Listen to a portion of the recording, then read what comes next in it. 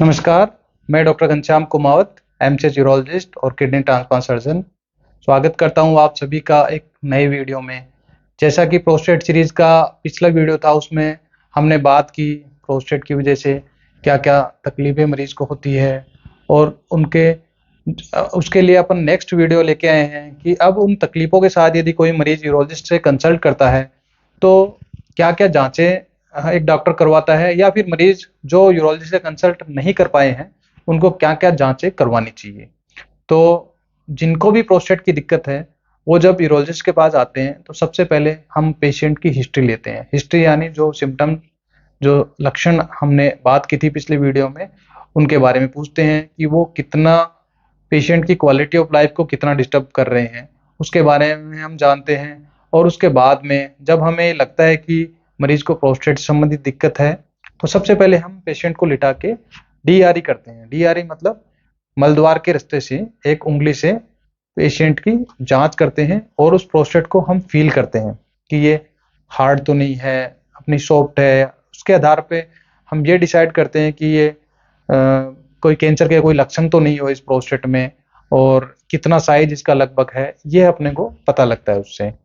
और उसके बाद में जो अगली जांच है वो आती है यूरोफ्लोमेट्री, यानी पेशाब की धार की जांच। इसमें क्या करते हैं हम, मरीज को जैसे नॉर्मल पेशाब करता है वैसे ही एक यूरिनल टाइप का ही एक मशीन होती है, जिसमें हम मरीज को पेशाब करने के लिए बोलते हैं। बाथरूम में लगी हुई होती है, इसमें प्राइवेसी का पूरा ध्यान रखा जाता है मरीज का। उसमें मरीज पेशाब करता है और वो मशीन जो होती है वो अपने एक प्रिंटर से कनेक्ट होती है।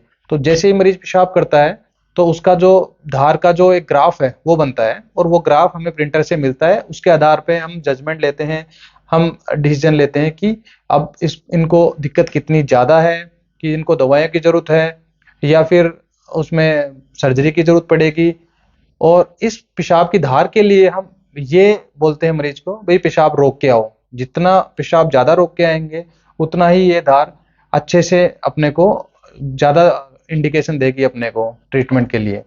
उसके बाद में अगली जांच आती है सोनोग्राफी, क्योंकि इसमें क्या होता है, अपने को अपन जांच करने के बाद में जैसे रूटीनली अपने देखा, उसके बाद अपने को एग्जैक्टली जो साइज का पता करना होता है वो अपने को सोनोग्राफी में पता लगता है। सोनोग्राफी अपने को क्या बताएगी कि भाई प्रोस्टेट कितनी बड़ी होगी मरीज की।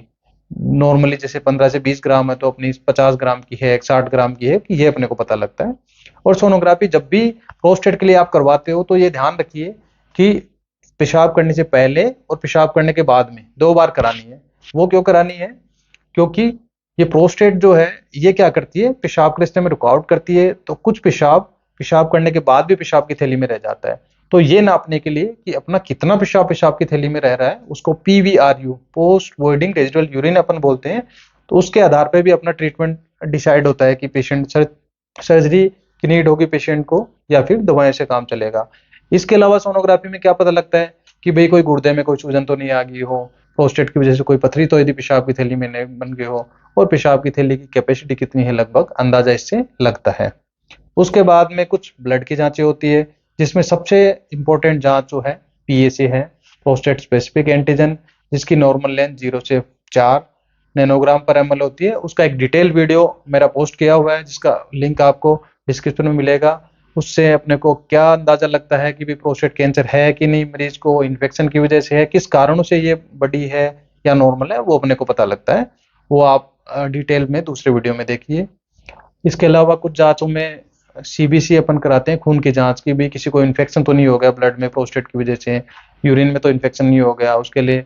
और इसके अलावा अपन आरएफटी यानी रीनल फंक्शन टेस्ट, भाई गुर्दों में कोई समस्या तो नहीं होगी, क्रिएटिन तो नहीं बढ़ गया हो, तो ये अपन कराते हैं। ये जांचें जो मैंने बोली है, ये आप सभी मरीजों में कराते हैं प्रोस्टेट से संबंधित। इसके अलावा कुछ जांच होती है, स्पेशल जांचें, वो कुछ सेलेक्टेड मरीजों में कराते हैं। जब हमने को लगता है कि किसी मरीज को कोई रीढ़ की हड्डी में कोई दिक्कत है साथ में, या फिर कोई न्यूरोलॉजिकल प्रॉब्लम यानी किसी को लकवा आ रखा है, तो ऐसे मरीजों में यदि प्रोस्टेट की सिम्टम्स आते हैं, प्रोस्टेट के लक्षण आते हैं, तो हम उस मरीजों में ये कंफर्म करना चाहते हैं, ये सुनिश्चित करना चाहते हैं कि भाई ये लक्षण जो है न्यूरोलॉजी प्रॉब्लम की वजह से है या प्रोस्टेट की वजह से है। तो उसमें अपन यूरोडायनामिक स्टडी का एक जांच होती है, यूडीएस जिसको बोलते हैं, वो हम कराते हैं।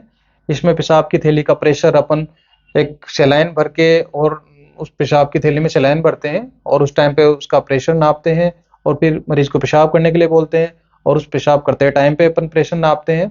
तो उससे अपने को ये पता लगता है कि पेशाब की थैली कितना जोर लगा रही है या वो कितना काम कर रही है और प्रोस्टेट कितनी रुकावट कर रही है। इसके अलावा फाइनल जांच आती है सिस्टोस्कोपी, जिसको अपन साधारण भाषा में दूरबीन की जांच भी बोलते हैं। इसमें मरीज को भर्ती करते हैं हम और उसके बाद में दूरबीन से पेशाब के रास्ते में जाते हैं और पूरे रास्ते को हम देखते हैं कि कहीं कोई सूजन तो नहीं है, प्रोस्टेट कितनी रुकावट कर रही है, अंदर पेशाब की थैली में कोई खड्डे तो नहीं बन गए, पेशाब की थैली में कोई सूजन तो नहीं है। तो ये सब चीज़ें इनसे पता लगती है और इन सब जांचों के बाद ये डिसाइड होता है कि पेशेंट को अब दवाइयों की ज़रूरत है या फिर ऑपरेशन की ज़रूरत है। उनके बारे में अपन नेक्स्ट वीडियो में बात करेंगे। तब तक के लिए धन्यवाद। Thank you.